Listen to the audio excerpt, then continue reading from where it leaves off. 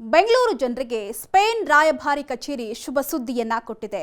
ಶೀಘ್ರದಲ್ಲಿಯೇ ನಮ್ಮ ಬೆಂಗಳೂರಿನಲ್ಲಿ ತನ್ನ ರಾಯಭಾರಿ ಕಚೇರಿಯನ್ನ ಆರಂಭಿಸುವುದಾಗಿ ತಿಳಿಸಿದೆ. ಹೌದು, ಕಳೆದ ತಿಂಗಳು ಅಮೆರಿಕ ವೀಸಾ ಕಚೇರಿ ಆರಂಭಿಸುವುದಕ್ಕೆ ವಿದೇಶಾಂಗ ಇಲಾಖೆ ಗ್ರೀನ್ ಸಿಗ್ನಲ್ ಅನ್ನ ಕೊಟ್ಟಿತ್ತು.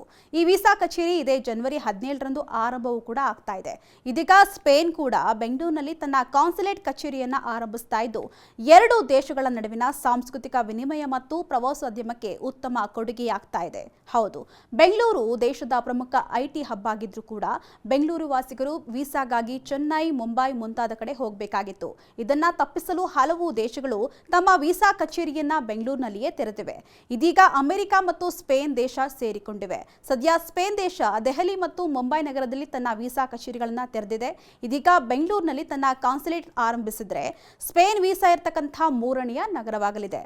ಇನ್ನು ಸ್ಪೇನ್ ದೇಶವು ಸೆಂಜೆನ್ ಸದಸ್ಯ ರಾಷ್ಟ್ರವಾಗಿದೆ. ಈ ವೀಸಾವನ್ನ ಪಡೆದವರು 28 ರಾಷ್ಟ್ರಗಳಲ್ಲಿ ಒಂದೇ ವೀಸಾದ ಅಡಿಯಲ್ಲಿ ಪ್ರಯಾಣಿಸಬಹುದಾಗಿದೆ.